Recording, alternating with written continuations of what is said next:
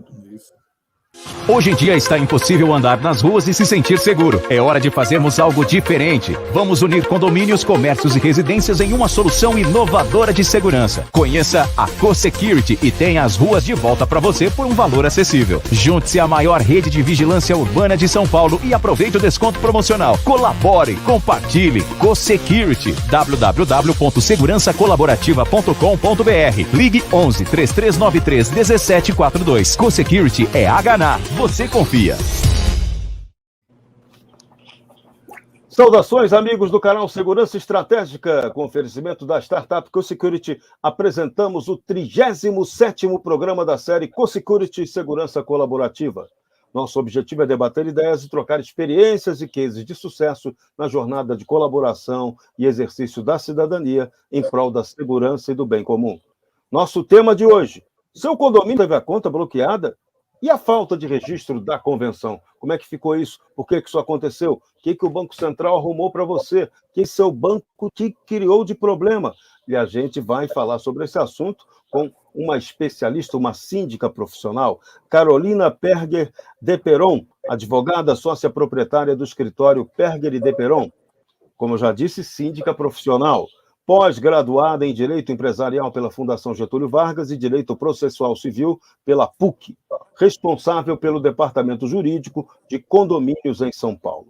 Também conosco nesse programa, Marcel Bussolin Marques, gerente de relacionamentos da startup CoSecurity, economista pela Universidade Mackenzie, oficial R2 de Infantaria, foi um dos responsáveis pela implantação do programa City Câmeras na cidade de São Paulo, quando trabalhou na Secretaria Municipal de Segurança Urbana.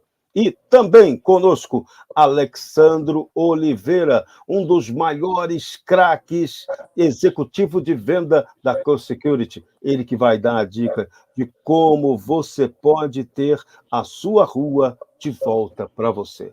Então, nosso programa de hoje vai começar animado. A partir de agora, a gente vai fazer você conhecer novas soluções, discutir novas ideias, explicar as melhores práticas e estratégias de segurança colaborativa para a sua rua, para o seu bairro, unindo condomínios, casas, empresas e comércios num único propósito: segurança colaborativa. Mas a gente também aqui é cidadania na veia. A gente vai discutir problemas que também acontecem na realidade de um Brasil que tem um Estado hipertrofiado, gigantesco, que adora controlar a vida da sociedade e continua causando cada vez mais problema para a cidadania com seu excesso de burocratismo. Então, é sobre esse assunto, um dos aspectos do excesso de burocracia desse Estado gigantesco, desse Leviatã leviano tupiniquim, que a gente vai começar falando nesse programa de hoje.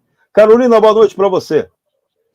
Boa noite a todos que nos assistem. Eu gostaria inicialmente de agradecer o convite e a oportunidade de falar um pouquinho, né, sobre condomínios, esse assunto que é tão emblemático aí, né, para todo mundo, e especialmente esse assunto agora da convenção condominial, que tem sido bastante debatido. Muitos condomínios estão com as contas bloqueadas por causa da falta de registro da convenção no cartório de registro de imóveis. Então, eu só tenho a agradecer a vocês a oportunidade para estar falando com todo mundo aqui um pouquinho sobre esse assunto. Muito bem, então a gente vai começar explicando que essa é uma das canetadas que o nosso modelo de juristocracia tupiniquim pode dar. Alguém determina, pode ser o Banco Central, que chega lá para o seu banco e determina o bloqueio da sua conta através do sistema Bacen Jus, porque o seu condomínio não apresentou, não tem registrada a convenção condominial. Vamos lá, conta essa história para a gente. Por que tem essa obrigação, como era a lei anterior, e por que muitos condomínios não atendem esse requisito e agora estão tendo problema burocrático e econômico-financeiro direto com bloqueio de suas contas correntes? Vamos lá. Esse problema atinge especialmente condomínios antigos, tá? Por quê? Porque até 64 não existia necessidade, não existia um artigo de lei que falasse sobre a necessidade de que o condomínio tivesse sua convenção registrada no cartório de registro de imóveis. Então, os condomínios eram instituídos, se fazia especificação de condomínio, se fazia convenção e se registrava essa convenção no cartório de títulos e documentos. Tudo certo, sem problema nenhum, vida que segue, todos os documentos em ordem, movimentação em conta bancária. e o condomínio cumprindo suas obrigações. A partir de 64, houve essa exigência da lei, digamos, de que um condomínio, para que ele seja constituído, ele tem que ter sua convenção registrada no cartório de títulos de registro de imóveis, mas mesmo assim, os condomínios que não tinham esse registro, eles continuavam seguindo sua vida, até porque eles foram instituídos antes de 64. Então, vamos pensar que se a lei mudou, né, esses condomínios tiveram uma instituição anterior, então é simples, é só a gente ver a data de instituição do condomínio, data da lei, tudo bem, vida que segue. E é longe, né? 1964, um pouquinho longe. Isso. E para um problema que começou a acontecer agora, digamos, 2021, final de 2021, que esse problema começou a acontecer para muitos condomínios. Então, não houve nenhuma determinação, uma resolução que a gente tenha do Banco Central, algo que efetivamente está escrito e que possa ser contestado, mas o que acontece é que as instituições financeiras, por ordem do Banco Central, deixaram de aceitar convenções que não estão registradas no cartório de registro de imóveis. Então, e assim, sem nenhum tipo de explicação e sem nenhum prazo para que o condomínio pudesse regularizar essa situação. A gente fala um pouquinho mais para frente de como essa regularização pode ser feita, mas também não é algo que é tão simples ou tão rápido.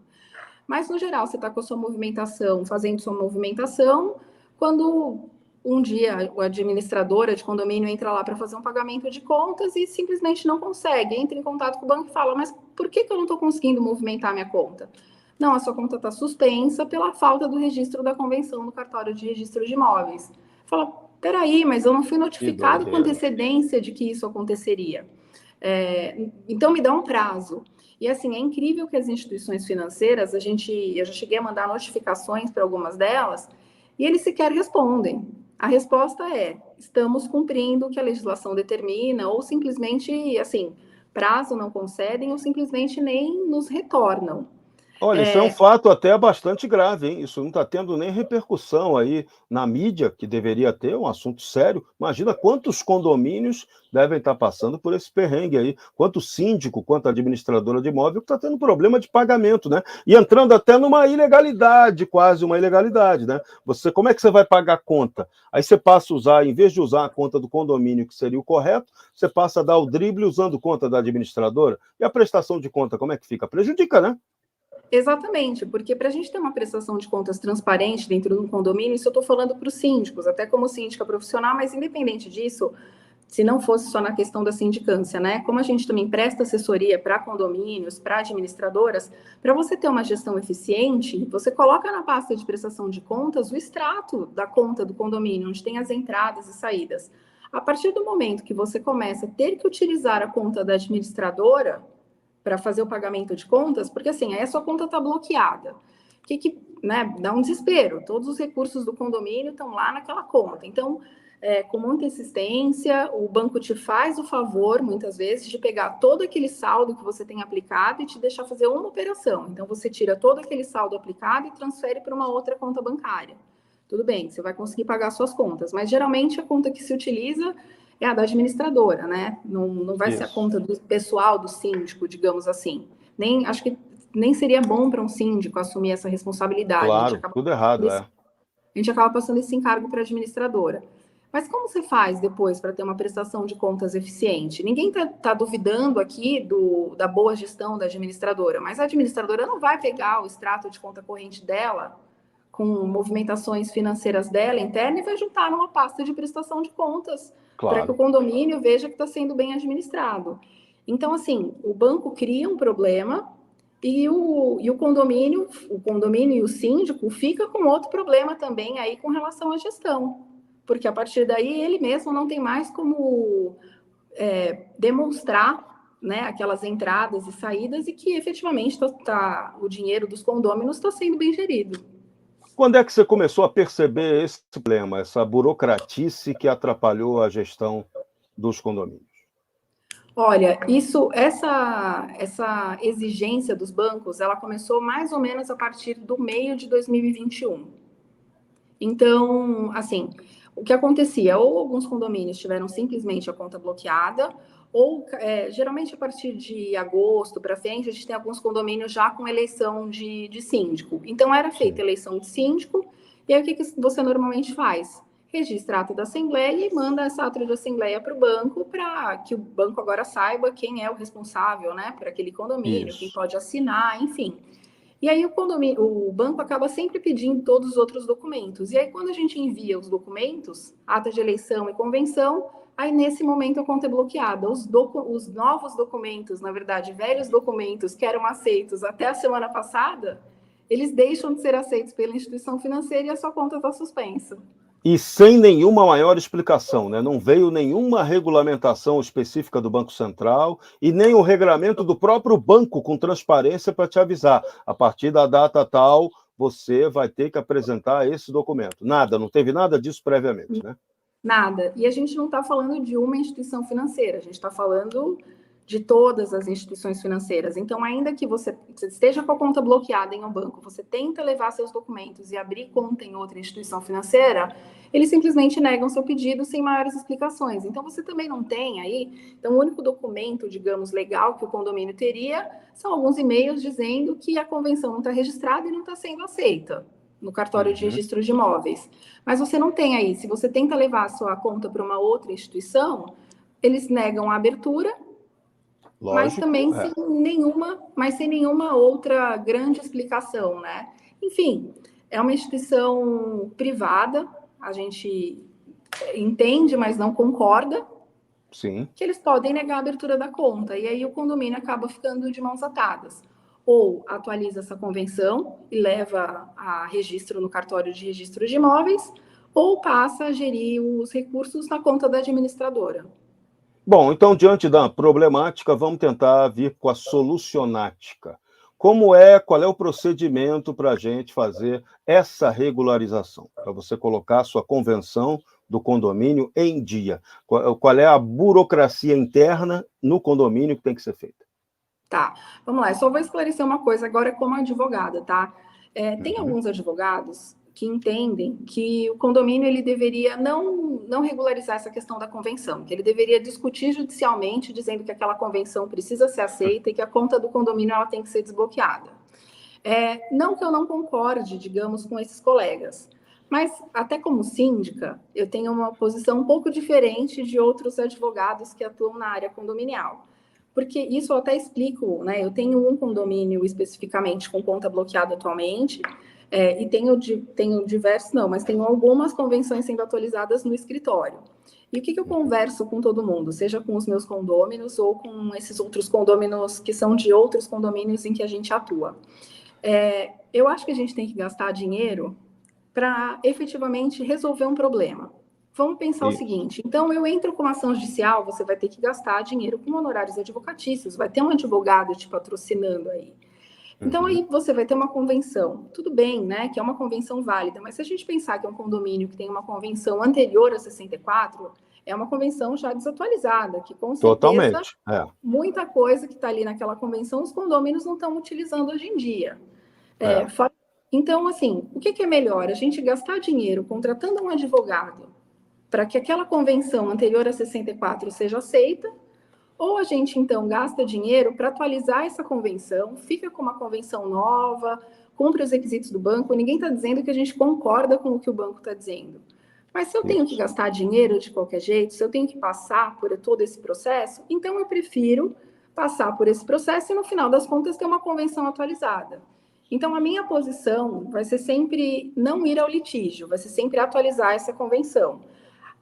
Qual é o óbice, o grande óbice da gente conseguir atualizar uma convenção? É o quórum que a gente precisa ter dentro do condomínio para isso. Porque a gente precisa ter um quórum de 2/3 de votos favoráveis. Isso, quórum qualificado, Exato. E aí é um grande problema, porque a gente sabe que quase ninguém gosta de ir em assembleia condominial, né? A gente pega, às vezes, num prédio de 200 apartamentos, aparecem 15 pessoas. Sim. Então, como trazer essas pessoas para a assembleia?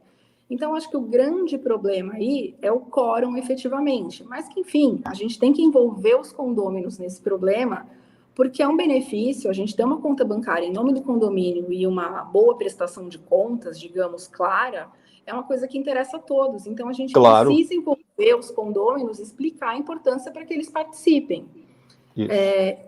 Então, assim, eu já cheguei a ser questionada, agora eu vou falar as perguntas dos leigos. Ah, mas eu tenho essa convenção bem antiga e eu tenho lá, na época da instituição do condomínio, a assinatura dessas pessoas. Eu não posso pegar essa convenção antiga com o voto daquelas pessoas que instituíram o condomínio e só levar isso a registro hoje? Não pode.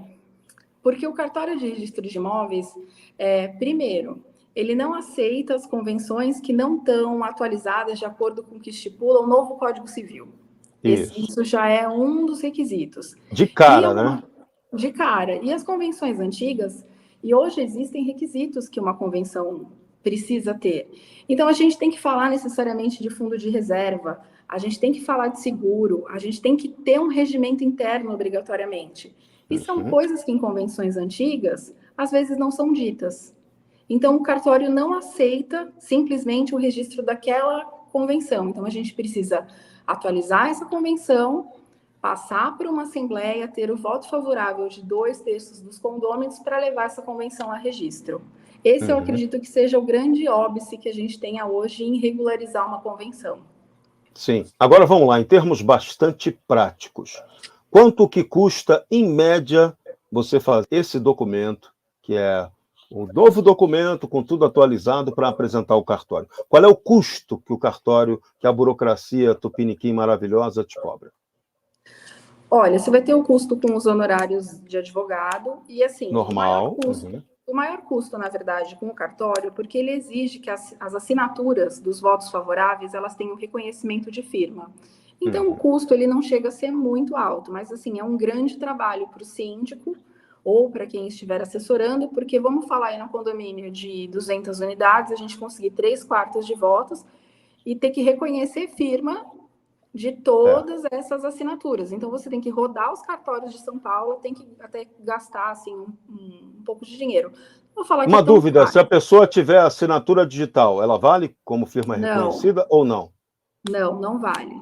A nossa burocracia maravilhosa, né? É fantástico. É legal, mas não é, né? É burocrático, mas o burocrata não aceita aquela burocracia, né? Bacana, que legal. É muito bom viver, né, na Brazuela, né? Estamos nesse caminho. Mas, então, vamos lá. Mas nem tudo é má notícia. Então, a boa notícia que eu tenho para dar para todo mundo é que em março desse ano a gente começou a ter uma desburocratização, digamos assim, na realização de assembleia. Porque se a gente fosse pensar que, vamos convocar uma assembleia e tentar aí 2/3 de votos, praticamente impossível, isso não ia acontecer. Então, em março desse ano, houve uma alteração legislativa no artigo 1353 do Código Civil, que ele permitiu a realização de assembleias em sessão permanente. O que significa isso? Para assuntos que a gente tem o quórum qualificado, como é o caso da alteração da convenção, a gente tem até 90 dias para conseguir alcançar esse quórum. Então, a gente convoca uma assembleia e vamos supor que na primeira assembleia a gente tenha lá 10 condôminos. Então, a gente não conseguiu o quórum, pergunta para esses 10 condôminos se o presidente da assembleia está autorizado a transformar essa assembleia numa sessão permanente. A gente já vai designar uma nova data, que não pode ultrapassar 60 dias, e aí a gente, nessa assembleia, já marca uma próxima, nem que seja daqui a 15 dias. E aí, daqui a 15 dias, a gente se reúne de novo. Os votos de quem estava naquela primeira assembleia, eles são válidos. Então, perfeito. Quem foi na primeira assembleia não precisa ir na segunda. Tá. Aí vamos supor, a gente tem aí uma nova assembleia em 15 dias, conseguimos mais 10 votos. Não está suficiente. Nessa assembleia a gente continua, marca uma próxima. Então, assim, o grande benefício, digamos, é que a gente tem aí 90 dias. É chato, você vai ter que ficar fazendo assembleia durante esse tempo. Sim. Mas, pelo menos hoje, existe um regramento que ajuda os condomínios a conseguir o quórum qualificado nesses casos, que é um quórum que não é fácil. O simples recolhimento de assinaturas não vale? Não, tem que fazer ser presença presencial. Isso, tem que ir na assembleia. Tem que fazer a mesma solenidade de qualquer assembleia comum. A gente está falando de sessão permanente, mas a gente tem toda aquela solenidade. A gente tem que fazer assembleia, a gente faz uma ata, a gente registra, manda para todo mundo. Aí daqui a 15 dias, uma nova assembleia, faz ata, faz registro. E quantas assembleias a gente precisar para conseguir o quórum dentro desses 90 dias. Agora, esse é um ponto que o Brasil vai ter que evoluir em relação a isso, né? Hoje é o mundo digital, a era digital. Você tem a assinatura digital, você pode registrar a presença da pessoa até numa assembleia virtual, né? Então, tem evoluções que a burocracia brasileira não acompanha a evolução do mundo. E para tudo por causa disso aí. Porque se essa é uma decisão consensual, que é um documento que tem que ser atualizado, a lógica diz que bastaria que você tivesse a assinatura das pessoas interessadas. Não, eles criam. Você tem que estar presente. É uma novela, é uma burocracia. É o Leviatã leviano do Estado brasileiro, né? E nesse sentido, até não exatamente, né, na convenção, mas falando de assembleia, a pandemia nos trouxe um benefício, digamos, porque a gente começou a fazer assembleia virtual, só que não existia regulamentação para isso. Nenhuma. Essa regulamentação ela veio em decorrência da pandemia. Então, Isso. assim, realmente, principalmente para condomínio, que a gente está falando aí de uma grande quantidade de pessoas, de um mundo cada vez mais tecnológico, a gente tem que pensar em alternativas que deixem tudo isso mais fácil. Né? As pessoas estão muito ocupadas hoje em dia. Para você se reunir presencialmente numa assembleia para votar alteração de convenção, né, exige muito das pessoas. Muito, exatamente. Dependendo do condomínio, é completo. Num condomínio residencial é até menos difícil. Você vai encontrar as pessoas ali. E num condomínio comercial, em que você pode não ter as pessoas ali com o horário disponível o tempo todo, né? Nem todo mundo é dono do imóvel, ou o dono do imóvel deu a representação para quem está locando o imóvel poder votar, né? Vira um rolo, né? Vira uma confusão complexa, né? Isso, e às vezes você muda do condomínio, não atualiza o seu endereço, não atualiza o endereço de e-mail, e aí até o condomínio ele fica sem condições de te localizar para poder informar o que está acontecendo. Né? Então, às vezes, isso até está acontecendo e a pessoa não sabe, porque o e-mail está desatualizado, porque o endereço está desatualizado, e a administradora, o síndico, não tem condições de localizar esses condôminos, até para conseguir os votos e para informar o que está acontecendo, e a necessidade, né, do condomínio frente a isso. Sim. Nos condomínios em que você prestou socorro aí, em que você é síndica, você utilizou esse expediente aí da Assembleia Permanente durante os 90 dias? Não precisou? Não, porque não, assim, porque como essa lei é relativamente nova, né, de março, então a uma grande parte porque leva um tempo, né, essa questão da discussão da convenção, porque aí a gente fecha com o condomínio e você faz várias reuniões, né, seja com o corpo diretivo ou com os condôminos, até chegar num texto que esteja adequado aí para todo mundo. Então, a gente está falando aí de pelo menos uns 6 meses de discussão, de reuniões, até todo mundo concordar, ou pelo menos chegar num meio termo.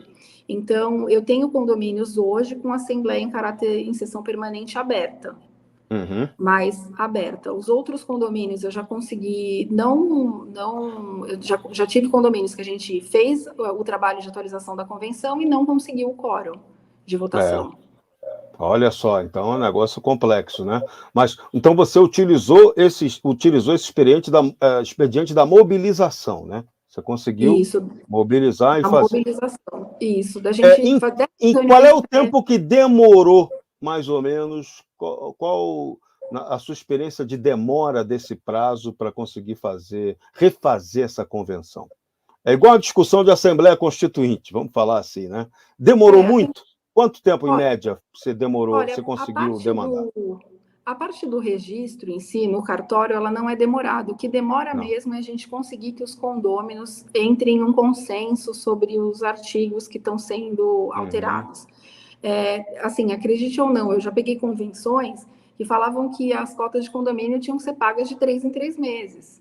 E por mais que todo mundo pagasse mensalmente as cotas de condomínio, ao contrário do que dizia a convenção, as pessoas queriam minimamente alterar o que estava na convenção condominial. Sim, então, anterior, assim, então, são discussões, às vezes, um pouco inócuas, mas que acontecem. Então, eu acredito que um prazo aí de discussão, vou falar um prazo médio pela minha experiência do que vem acontecendo dentro do escritório, é um prazo de 6 a 8 meses de discussão interna. Aí a gente leva para a Assembleia, em alguns casos, como a gente já tem aí um tempo, né, de 6 a 8 meses de discussão, então essa mobilização para que todo mundo entenda a necessidade de atualizar essa convenção, ela acontece nesse prazo. Então, a gente já tem um período bem longo aí para que os condôminos se envolvam nisso.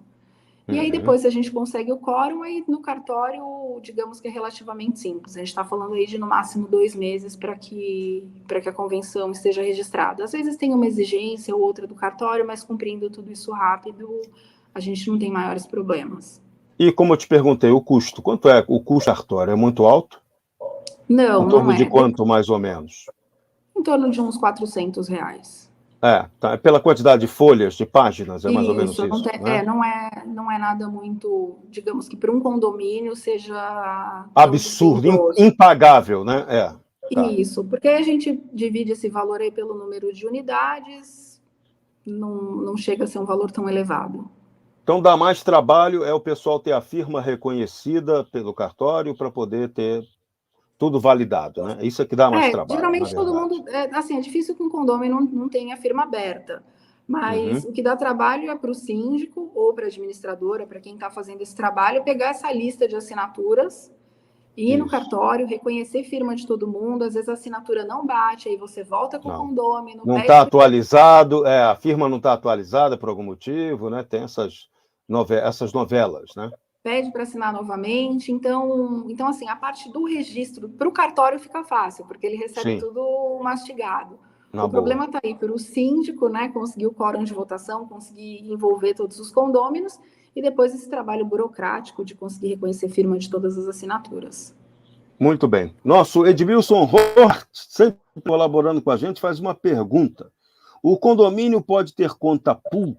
Olha só, nesse caso, como é que fica a situação se a regularização da eleição perante o banco é um ato e a conta é global envolvendo vários condomínios? Olha, o cara criou para você uma situação aqui, né, daquela nó em pingo d'água, mas vamos lá. Até para explicar, de repente, para quem está ouvindo a gente, está acompanhando e não sabe o que é uma conta pool. Algumas administradoras, elas trabalham com essa conta pool, que é uma conta bancária onde ficam depositados os valores pertencentes a todos os condomínios que não têm conta própria. Então, a gente está falando aí de uma conta que tem dinheiro de diversos condomínios. Então, assim, essa conta, ela não é irregular. Não existe nenhuma irregularidade que um condomínio trabalhe com uma administradora que tem conta pool. Irregularidade não há. Isso é mais uma decisão que cabe, digamos. Vamos pensar que esse condomínio que ele está falando, né, que o Edmilson está falando, ele tem a convenção registrada no cartório de registro de imóveis, não tem nenhum óbice para que o condomínio tenha uma conta bancária em nome dele. Aí essa decisão de trabalhar com uma administradora que tem a conta pool, ela está partindo do síndico por algum motivo. Não é, assim, como eu repito, não é ilegal. Mas não é uma boa prática se a gente está querendo falar em compliance, né? Gestão transparente, né? Exatamente, até porque como que você vai identificar? Assim, lógico que é identificado, os depósitos são identificados em qualquer conta bancária. Quando o condomínio paga um boleto, você tem o número de registro do boleto. Sim. Mas, assim, eu já vi casos, já vi ações de prestação de contas contra síndicos que trabalhavam com conta pool e, assim, vira uma verdadeira bagunça. Vira uma multiprestação de conta, né? Se às vezes não consegue dar conta de uma conta e vai querer fazer a multiprestação, aí é a doideira completa, né? Mas geralmente, assim, tem que ver o porquê que esse administrador, porquê que esse síndico decidiu trabalhar com uma conta pool. Às vezes o condomínio, ele tá sem caixa, ele tá negativo. Então, infelizmente, o que muitas vezes acontece quando um condomínio trabalha com uma conta pool é que ele tá com caixa negativo e ele tá teve uma emergência, né? Isso, e aí ele acaba assim, ele não tem dinheiro e os bancos, né? Agora até que alguns bancos, algumas instituições começaram a dar crédito para condomínio, mas isso não acontecia antigamente, né? Então, o condomínio não tem cheque especial como uma pessoa física. Então, às vezes, pode ser que esse condomínio... É difícil falar, né? Porque a gente não sabe o que está acontecendo, mas às vezes esse condomínio está no negativo e aí ele acaba, quando ele tem uma conta pool, utilizando de recursos de outro condomínio. O que não é bom, vamos pensar. Se o seu condomínio está negativo, tudo bem, mas e o condomínio que está emprestando? Será que ele está... Né? Concordando com esse empréstimo? Às vezes nem sabe, né? Porque como é uma conta pool e o dinheiro de todo mundo está lá aplicado, o condomínio existe uma contabilidade, digamos, de quanto entra e quanto sai, mas sim. não uma conta específica. Então, na sua visão de gestora, o ideal é que cada condomínio tenha a sua conta específica, individualizada, até para facilitar a prestação de conta, o controle e a transparência. É isso que você pensa? Isso, exatamente. Mas deixando claro que irregularidade não há. A gente precisa Sim. entender o porquê que esse administrador optou por uma conta pool. E aí também é importante a gente falar que muitas vezes, assim, a gente está falando, tem síndicos, porque para o cargo de síndico, e isso não é demérito nenhum, não precisa ter nenhum curso, nenhuma atividade anterior específica. Então, a gente pode estar falando de um morador que assumiu a sindicatura no seu condomínio, tem a maior boa vontade, mas que não entende os efeitos que tudo isso pode causar para a administração dele, que ele só vai perceber isso lá na frente. Então, assim, tem que ver também se esse síndico ele sabe todas essas implicações. Muitas vezes o síndico não sabe, pela falta de experiência. E aí é sempre assim, é bom que o síndico ele se cerque de bons profissionais, ou de um bom departamento jurídico, de uma boa administradora, que consiga ter a paciência e a expertise de explicar para ele todos esses pontos para que ele decida da melhor forma, para que ele faça uma boa gestão. Tá. Agora, o banco pode bloquear esse tipo de conta se houver, se ele descobrir, se o banco, por acaso, descobrir que aquela conta está atendendo a vários condomínios e, por acaso, tem algum condomínio ali no meio que não atenda ao requisito, essa conta corre risco de ser bloqueada? Corre, né? Pelo que você está dizendo. Não, porque não, né? Nesse caso, não, porque essas contas, elas não estão em nome, é uma conta em nome da administradora. Você vários condomínios, essa conta não está em nome de nenhum condomínio. Tá. Então é o caixa, é o famoso caixa único do tesouro. Exato. Então essa conta, então assim, mesmo que um condomínio tenha a conta bloqueada, a conta o banco ele não sabe que está girando com dinheiro daquele condomínio especificamente, né? Tá. Agora vamos para a situação inversa. O condomínio teve a conta bloqueada. O que ele faz? Como é que você faz? Como é que você tem procedido na prática no relacionamento maravilhoso que já deu para sentir com os bancos? A gente tem duas opções aí. Teve a conta bloqueada, acho que a primeira coisa, o síndico ser transparente, convocar uma assembleia e deixar que os condôminos decidam o caminho que ele vai seguir. Então, existe o caminho de entrar com uma ação judicial contra essa instituição financeira para que libere, porque aí a gente teria, nessa questão da ação judicial, aí até dois caminhos. O banco pode liberar essa conta por um tempo, ou pelo menos até que o condomínio consiga regularizar sua convenção e ter uma conta bancária em seu nome. Ou não, às vezes o condomínio, a ele não interessa essa regularização da convenção e só quer que a conta seja desbloqueada e quer seguir a vida. Existem diversas decisões favoráveis nesse sentido. A justiça ela não está fechando os olhos para que os bancos vêm fazendo. Então, assim, existe uma possibilidade, sim, grande de que o condomínio tenha sucesso entrando com uma ação. Aí, voltando no início, né, do que a gente estava falando. Isso demanda tempo e demanda dinheiro, né? Exato.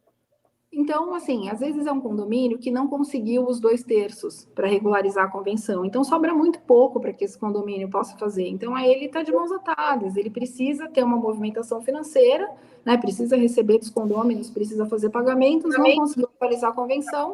A ação judicial ela é uma excelente alternativa.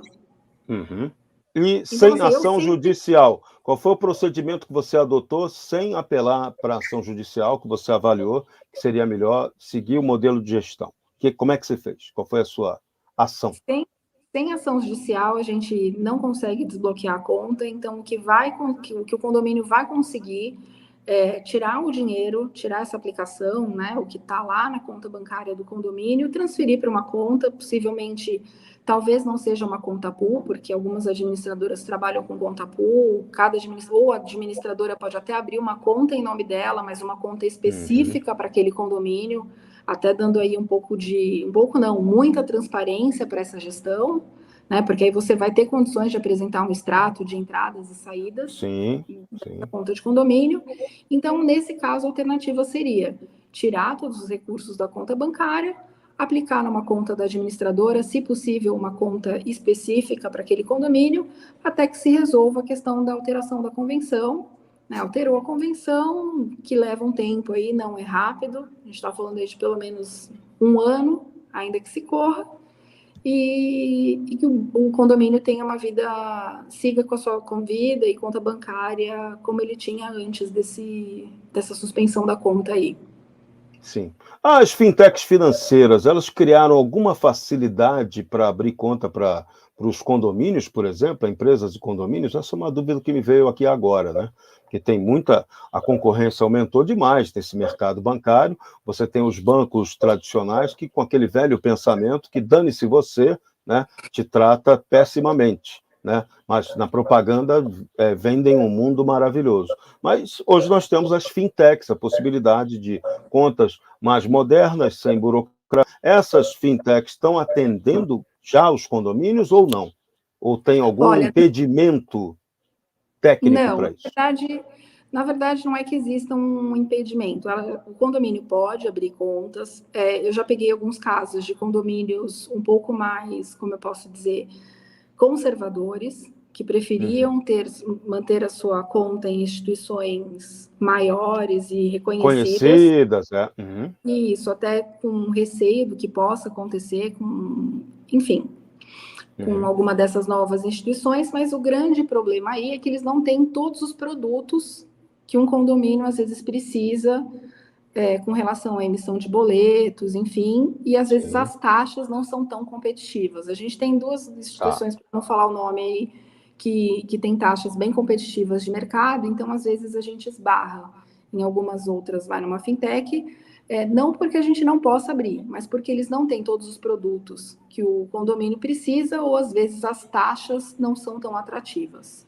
Porque hoje, além das fintechs, você também está tendo agora uma concorrência grande no mercado financeiro da questão das cooperativas de crédito. Elas estão praticamente operando também como bancos e estão aceitando esse tipo de trabalho, né? Até porque elas atendem o agronegócio. Então, se ela atende o agronegócio, que são cooperativas que funcionam muito parecido como um condomínio, elas estão preparadas para esse tipo de atividade, né? Então, o banco tradicional tem que ficar esperto que ele pode perder mercado seriamente para essas empresas. Se essas empresas acordarem para isso, né?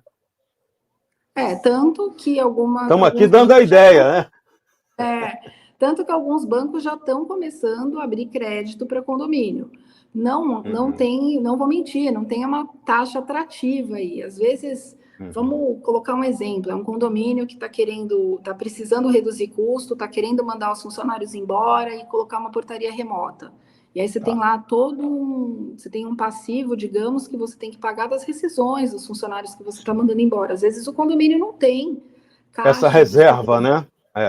Isso. Então, hoje já tem algumas instituições que emprestam dinheiro para que o condomínio faça isso. Tem algumas instituições, em contrapartida também tem algumas empresas que vão prestar o serviço, exemplo, de portaria remota, que financiam isso para o condomínio. E às vezes as taxas aplicadas, né, de juros, elas são melhores. Então, o condomínio atualmente começa a ter algumas soluções financeiras. As taxas ainda não são muito atrativas, mas já são soluções que se apresentam e que os condomínios não tinham antigamente.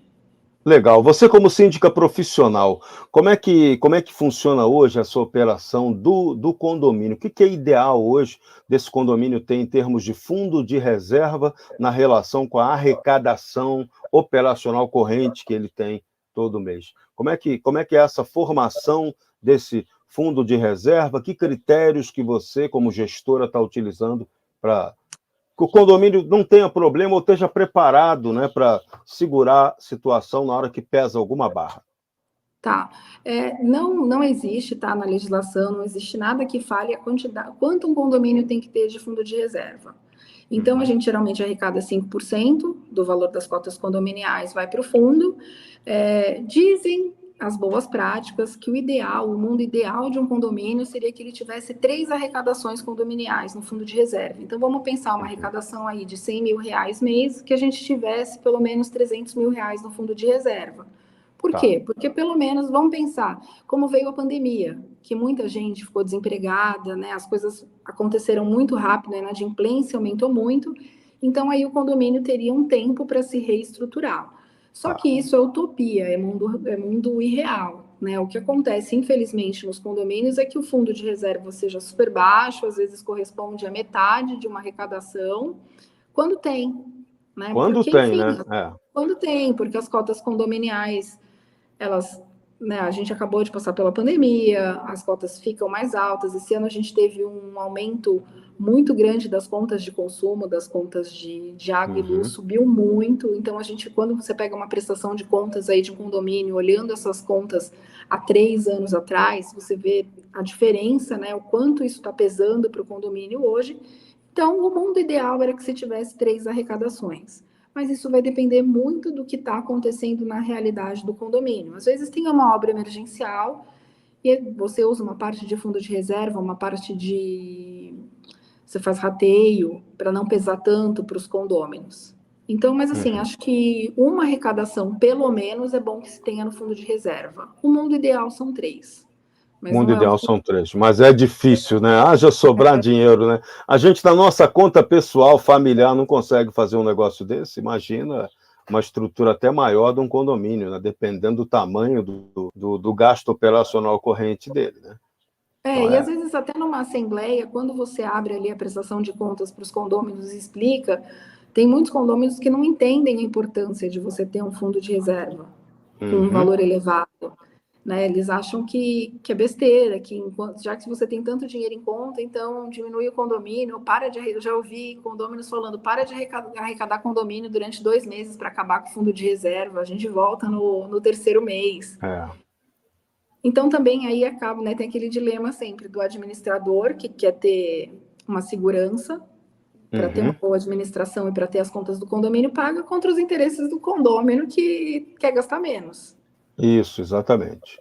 E tudo isso, na verdade, todo esse modelo de gestão hoje também, ele fica claramente previsto na regra da convenção, né? Pelas regras do novo Código Civil, né? Então, isso também é outra evolução que tem. Quando você mantém aí, faz a sua convenção atualizada, ela te facilita também, você passa a ter modernidade também no campo da gestão, né? É uma vantagem também, né? Com certeza. Até porque na convenção você pode estipular qual é o valor máximo, qual é o teto máximo que você vai ter de fundo de reserva. E já deixar explícito que, alcançando aquele teto máximo, o fundo de reserva deixa de ser recolhido. Então, se você tem um documento que é o documento maior de um condomínio, todas as regras claras, isso evita discussão. Isso é bom para o administrador e é bom para os condôminos, porque eles vão saber o que vai ser aplicado para cada um deles. Então, essa é mais uma importância de uma convenção atualizada. Isso. Vamos falar do utópico. Você tem aí um condomínio maravilhoso, consegue ter 3 vezes do valor guardado do que ele tem por arrecadação mensal. Como é que você aplica esse dinheiro? Tem algum critério, tem alguma técnica, tem alguma recomendação legal para a aplicação desse dinheiro, que é o fundo de reserva? Para ele não perder, para ele não sofrer efeito de inflação, por exemplo? Não existe nenhuma norma, mas o ideal é que a gente busque sempre uma boa aplicação financeira, mas que não seja uma aplicação de risco. Porque eu não estou falando do meu dinheiro, eu estou falando do dinheiro dos condôminos. Então, ainda que seja que a gente não tenha tanta rentabilidade, mas que não seja uma aplicação muito agressiva, porque a gente tem que ter garantias de que esse dinheiro não corre nenhum risco nessa aplicação. Sim. Então, sempre vai estar, quando a gente olha lá as contas contábeis, né, não fica demonstrado que esse dinheiro está aplicado, mas sempre, aí cada administrador define com a sua administradora qual é esse valor, porque quando a gente olha lá as contas contábeis de um condomínio, a gente tem conta ordinária, tem fundo de reserva, tem fundo de obras, melhorias, enfim, dependendo de cada condomínio, a gente tem uma separação contábil aí.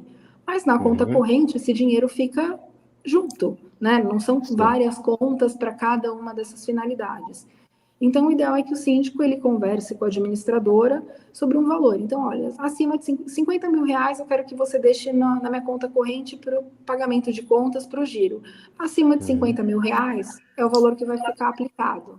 E sempre numa aplicação não tão agressiva, em algo mais convencional. Né? Tá legal. Não é o nosso dinheiro. Para quem é leigo poder entender, como é que um condomínio paga as suas contas?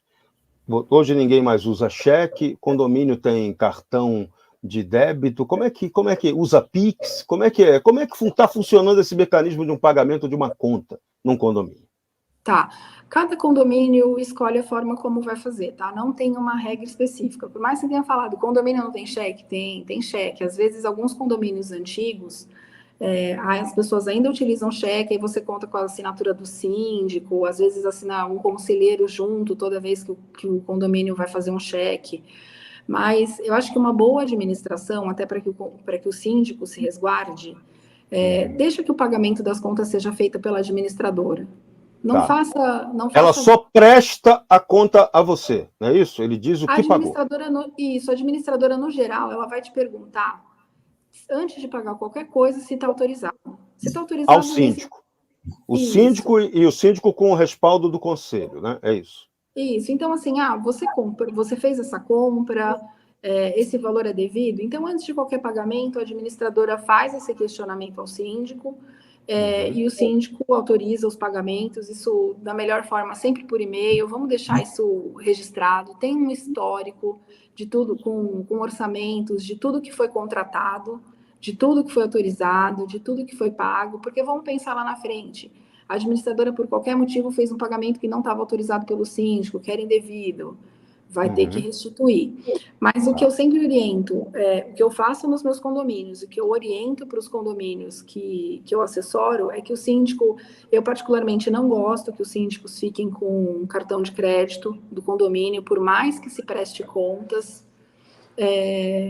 Então, assim, que tudo seja feito pela administradora, para que não recaia nenhum tipo de questionamento. Ah, mas você sacou R$ 50 do condomínio, mas para que foi isso? Ah, mas está lá no cartão de crédito um gasto, mas será que isso não foi pessoal? Então, a partir do momento que a gente deixa a administradora responsável por todos esses pagamentos, o síndico fica livre desses questionamentos. Tira essa impessoalidade, né? Tipo aquela polêmica do cartão de crédito do setor público, né? O presidente, o dirigente, o prefeito, tem lá o cartão corporativo e às vezes eles abusam na utilização disso aí, ou tem outra aplicação, né? Então, para o condomínio não deve ser isso, tem que ser uma coisa feita, recomendável pela administração. Mas vamos lá, Edmilson Ronhardt sempre provocando. Essa é a minha alegria aqui para fazer polêmica. Tem condomínio que opera com autogestão. E aí? Então essa banda toca diferente, né? Olha, eu estou imaginando nessa pergunta que ele esteja falando autogestão, que não tenha uma administradora. Que não tenha administradora, isso que eu estou imaginando. Olha, também. Não existe obrigatoriedade que o condomínio tenha uma administradora. O condomínio pode ter autogestão. Existem condomínios que fazem isso, que ao invés de ter uma administradora, eles preferem ter função, principalmente em condomínios grandes, tá? Condomínios bem grandes. Eles preferem, ao invés de ter uma administradora, ter funcionários próprios que façam... Tem o setor dele para cuidar disso, dessa gestão, isso, né, de gastos, né? Pode ter. Não gosto muito da ideia, prefiro que exista realmente uma administradora, porque por ser um serviço bem específico, ele tem que ser especializado. Então, você precisa de alguém. E se isso parte de um funcionário do condomínio, se tem qualquer erro, enfim, é o condomínio que assume. Então, o condomínio pode ter autogestão, existem condomínios que atuam dessa forma, mas particularmente prefiro que exista o trabalho da administradora por trás, até porque a administradora, se a gente for pensar bem, ela não atua só te auxiliando, ela é uma fiscalizadora também do trabalho do síndico. Porque a partir do momento que ela está fazendo os pagamentos, se for algo que foge muito, né, ao comum, ela vai questionar o síndico por que isso está acontecendo e vai assessorar também nas melhores escolhas. Então, não é proibido, mas não é o que eu recomendo.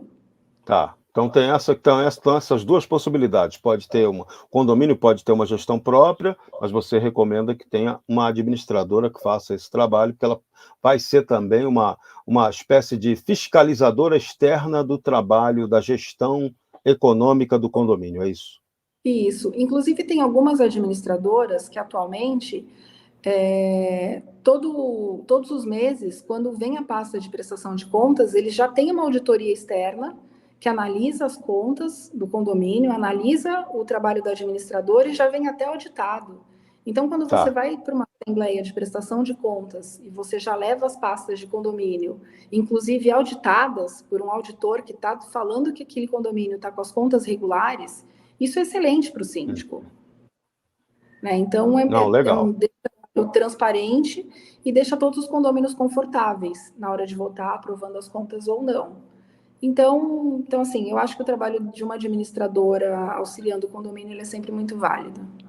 Agora, a pergunta do gestor do diabo aqui. As administradoras estão cobrando muito caro por taxa, por uma espécie de taxa de administração para fazer esse tipo de trabalho? Qual é a relação de custo ideal entre o que um condomínio arrecada efetivamente e o que ele deve gastar com a sua administradora de condomínio? Olha, não tem um percentual. Tem uma relação? Não tem um percentual específico. O que acontece, geralmente, é que a administradora ela vai cobrar pelo número de unidades que esse condomínio tem, né? Porque ela vai ter que fazer emissão, enfim. E algumas administradoras colocam no valor aí também se são funcionários orgânicos ou funcionários terceirizados. Porque se forem funcionários orgânicos, ela também tem todo aquele trabalho de RH. Se é um funcionário terceirizado, simplesmente chega o boleto, nota fiscal e ela faz o pagamento. Então, os valores o valor da taxa de administração, digamos, ele vai variar de acordo com, assim, basicamente esses aspectos. Tamanho do condomínio e funcionários. Isso é o que sempre se você for pedir uma cotação para uma administradora, o que ela vai te perguntar: quantas unidades? Os funcionários são orgânicos ou são terceirizados? O preço vai variar de acordo com essa sua resposta. Mas não tem um valor específico. O que os síndicos precisam ficar atentos é porque algumas administradoras, às vezes, elas parecem ser muito atrativas, porque o valor mensal, digamos, fixo, ele é baixo, só que elas cobram muitas coisas de forma separada do contrato, digamos assim. Então, eu cobro super baixo, mas se eu vou numa assembleia, tem cobrança. Eu cobro baixo, mas eu vou para fazer sua gestão de tributos, eu vou cobrar mais tanto. Então, é necessário ficar bem atento quando se fecha um contrato para entender o que está no contrato de administração, o que está fora e calcular efetivamente qual vai ser o teu melhor custo-benefício. Se alguém te cobra um pouco mais caro, mas tem um preço fechado, que você não vai ter mais nenhum pagamento por fora, ou não. Porque às vezes vamos pensar, é um condomínio aí que tem costume de fazer 4 assembleias no ano. Às vezes a taxa que uma administradora cobra para ir num condomínio fazer uma assembleia é uma taxa bem alta. Né? Tem algumas administradoras que cobram 700, 900 reais por assembleia. Então, acaba deixando essa taxa de administração cara. Então, o importante é que o síndico esteja atento ao que está incluído, o que não está incluído, para perceber esse custo-benefício aí do trabalho e do valor agregado. Legal, isso é importante. Nosso provocador-geral da sindicatura, Edmilson Ronhardt, também faz uma outra colocação. Se o condomínio é muito pequenininho, tem o síndico, que ele chama orgânico, ele pode, nesse caso, ser a exceção e poder ter a gestão própria dos seus recursos, do seu meio de sua forma de pagamento? Pode. Como eu falei, não tem nenhum impedimento legal. E assim, vamos pensar que, de repente, se o condomínio é muito pequeno, realmente a gente vai estar colocando aí um ônus para esses condôminos. Aumenta o custo desnecessariamente, né? Isso, então não tem problema nenhum. Se o síndico, se ele é orgânico e ele fica confortável em fazer esse trabalho, não tem problema nenhum. Não tem nenhum óbice legal que impeça o condomínio a fazer autogestão. Legal. Agora vamos entrar no nosso tema, o tema que é muito habitual no nosso programa, que é a questão da segurança. Como é que você, como síndica profissional, tem visto essa questão da segurança dos condomínios? Olha, esse é um tema bastante complexo, né? Porque cada vez mais a gente está inseguro e dentro dos condomínios a gente tem que trazer a segurança para os condôminos, né? As pessoas têm que estar se sentindo seguras dentro dos seus apartamentos. Então, é importante, eu sempre invisto em cursos de atualização dos profissionais com que eu trabalho, independente, eu tenho portarias orgânicas, tenho portarias terceirizadas, e independente do modelo de portaria que eu adote, eu estou sempre investindo em cursos de atualização e aperfeiçoamento para que esses profissionais eles estejam sempre preparados para lidar com, enfim, com o dia a dia. E, infelizmente, cada vez os golpes eles são os mais variados, né? Então, a gente está pensando num golpe hoje, amanhã entra outro. Outra coisa que a gente tem costume de fazer também são algumas situações modelo para ver se a portaria ela está prestando atenção mesmo no que acontece, se ela vai deixar entrar. Então, a gente, enfim, manda alguém disfarçado contando determinada história na portaria para ver se esse porteiro vai abrir ou não. Então, mas eu acredito que se a gente tiver profissionais interessados, investir sempre em cursos de qualificação e principalmente esse treinamento, quando a portaria ela não imagina que ela está sendo treinada, é um bom caminho para que o condomínio esteja seguro. E é lógico, né, toda a questão tecnológica. Aí a gente pode falar de reconhecimento facial, biometria, tudo, né, câmeras de monitoramento, tudo que vai deixar que o condomínio esteja seguro e que afaste, né? Se alguém tentar pensar em entrar naquele condomínio, pense 2 vezes, digamos assim, né? Será que aqui é uma boa alternativa? Então, a gente conversa bastante, eu converso muito com pessoas de segurança, que principalmente eu converso também com alguns síndicos, porque o conceito de segurança, ele é oposto ao conceito de conforto. Então, muitas vezes o condômino, ele quer entrar e sair de forma rápida, ele acha que ele tem que parar lá na porta, o porteiro já tem que abrir automaticamente o portão. E não segue nenhum procedimento operacional padrão, nada, né? Isso. Então, que os condôminos entendam que muitas vezes, né, isso é oposto. Então, segurança não tem a ver com conforto. Então, para que você esteja seguro, alguns padrões têm que ser seguidos, algumas normativas de cada um dos condomínios, dependendo da forma, né, porque cada condomínio tem um universo, tem uma quantidade de unidades diferentes, o perfil dos condôminos é diferente. Então, investir em segurança, investir em treinamento é sempre importante para que o condomínio esteja seguro.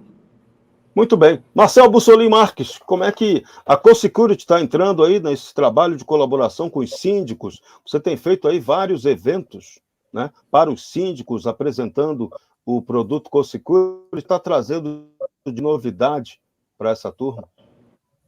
Bom, boa noite, Serrão, Carolina, Alexandro, todos que estão nos acompanhando, né?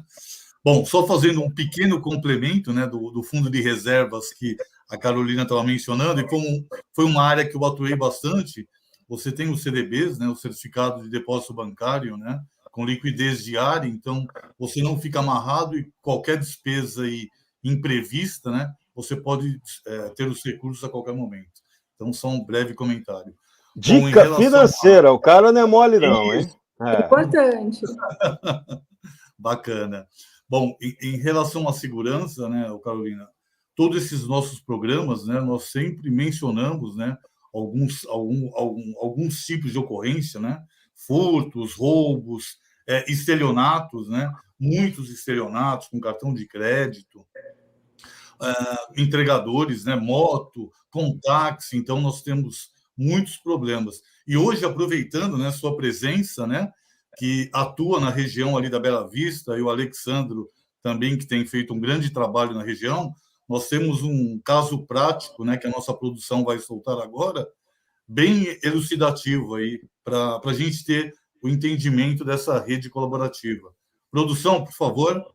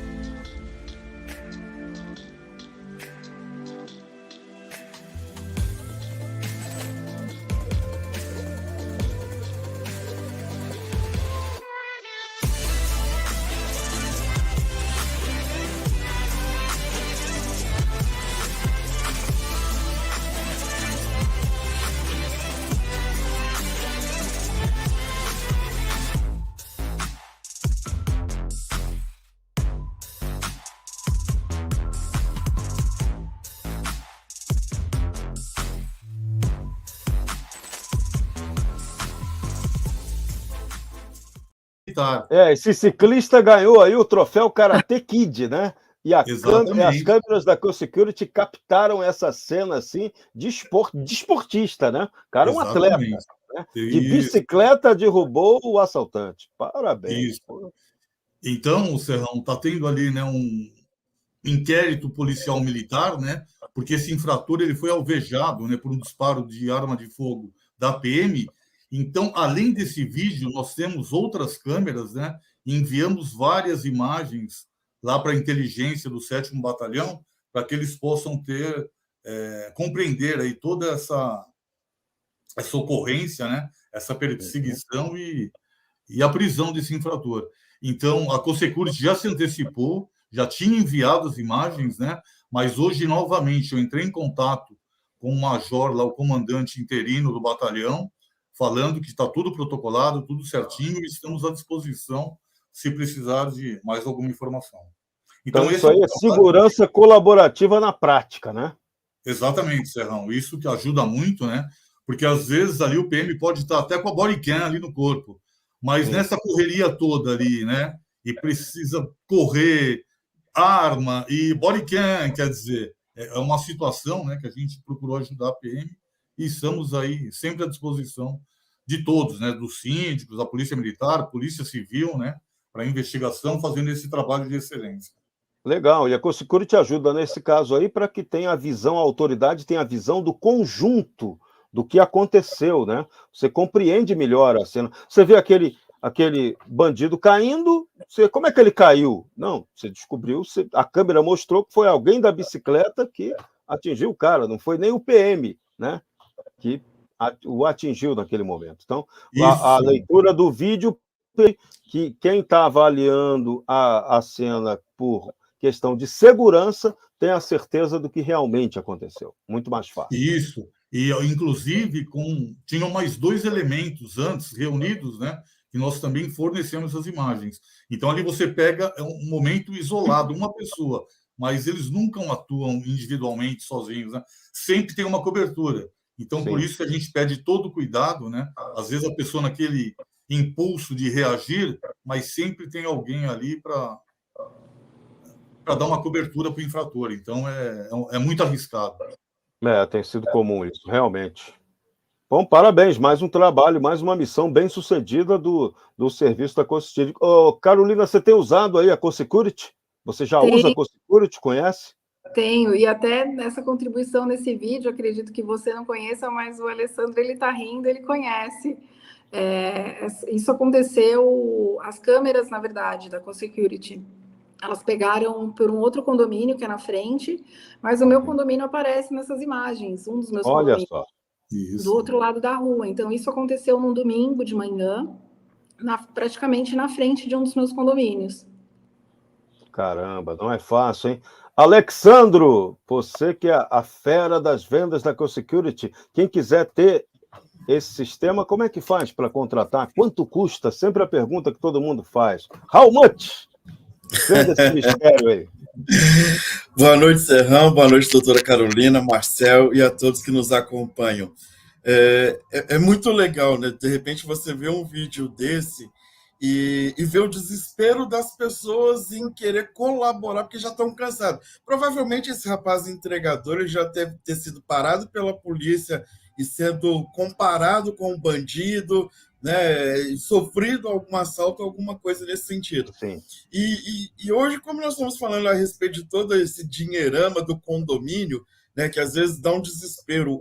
Quando eu estava falando do dinheiro preso, eu imaginei 2, 3 meses, não. Questão de 8 meses a 1 ano. É um desespero. Mas o condomínio não precisa ficar desesperado por conta do valor de a contratação da Co-Security. Hoje, o Tower, que é o nosso poste, com 3 câmeras, 3 metros de altura, a inteligência artificial, o time de monitoramento, todo o suporte da Co-Security, a ativação, que é paga uma única vez, R$ 1.099, né? E a mensalidade, R$ 749. Que dividindo isso pelos condôminos, acaba sendo uma coisa tão irrisória pela tranquilidade que traz. Doutora Carolina, nesse condomínio que é na Rua Paim, os próprios moradores lá começaram a falar, olha, antes a gente ouvia todo dia, pega ladrão, pega ladrão, pega ladrão. Né? E hoje isso não acabou, porque o ladrão ele sempre acha que aquela câmera ou que aquele sistema não vai fazer nada. Mas hoje isso teve uma redução aí de 90%, né, doutora Carolina? Ou até mais. Né? Então, assim, com um investimento razoavelmente baixo.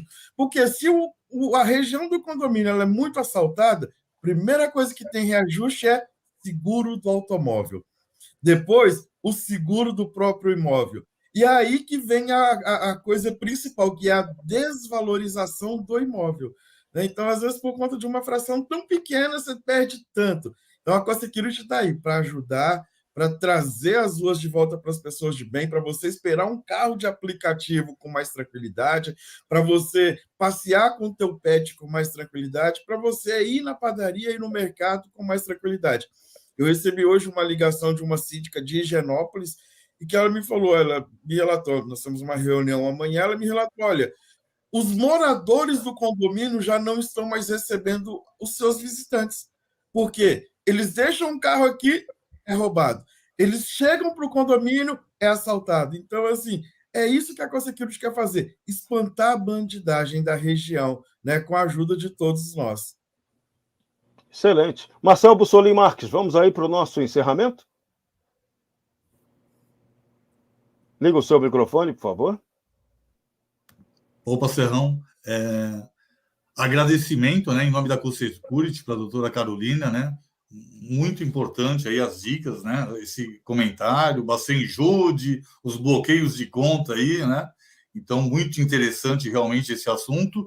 E é gratificante para nós, né, ver toda aquela região ali da Paim, né, Frei Caneca, está formando já uma rede excelente, né? Uma rede colaborativa. Então, isso realmente é o nosso intuito, né? De buscar esse tipo de rede. Eu trabalhei ali muito próximo na Consolação, na Secretaria Municipal de Segurança Urbana, né? Então, conheço bem os problemas ali da região. Então, parabéns aí para vocês. Muito bom. Doutora Carolina, sua saideira. Eu só tenho a agradecer a vocês pelo convite, agradecer não só pelo convite, mas aí também a parceria, né, da CoSecurity em alguns dos meus condomínios. Na Rua Paim, como vocês falaram, tá excelente, e é uma região que a gente tinha muito problema com assalto, principalmente de celular, como esse que a gente viu no vídeo. A gente tem mercado 24 horas na Rua Paim, então é uma rua, digamos, com bastante movimentação e que esse tipo de crime, né, ele acontece com muita frequência e diminuiu drasticamente depois da colocação do poste de monitoramento da CoSecurity.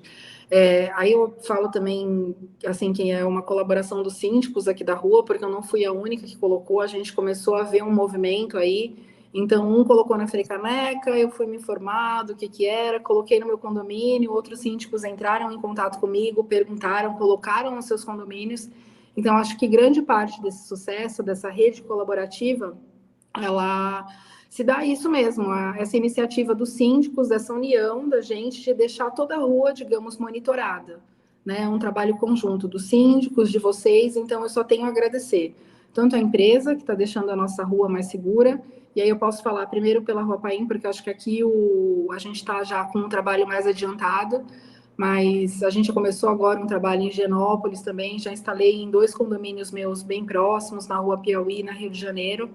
Eu acredito que aí já tem outros síndicos também, né, nessa movimentação para colocar o monitoramento, então eu imagino que lá a gente vai deixar também a região mais segura, pelo menos dessas ruas, né, até que todo mundo conheça o trabalho, veja que existe efetividade e que coloque nos seus condomínios também. Então, eu só tenho a agradecer, tanto pela oportunidade da live, pela parceria com vocês, de estar deixando as ruas, né, de São Paulo mais seguras.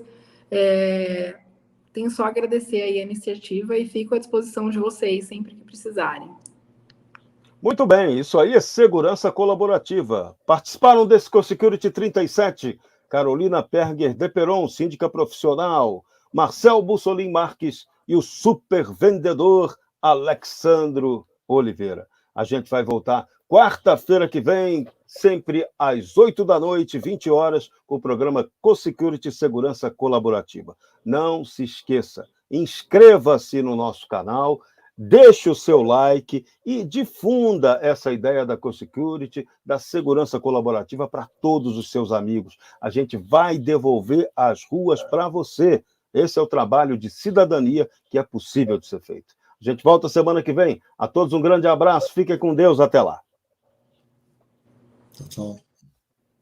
Hoje em dia está impossível andar nas ruas e se sentir seguro. É hora de fazermos algo diferente. Vamos unir condomínios, comércios e residências em uma solução inovadora de segurança. Conheça a CoSecurity e tenha as ruas de volta para você por um valor acessível. Junte-se à maior rede de vigilância urbana de São Paulo e aproveite o desconto promocional. Colabore, compartilhe. CoSecurity. www.segurançacolaborativa.com.br. Ligue 11 3393 1742. CoSecurity é HNA. Você confia.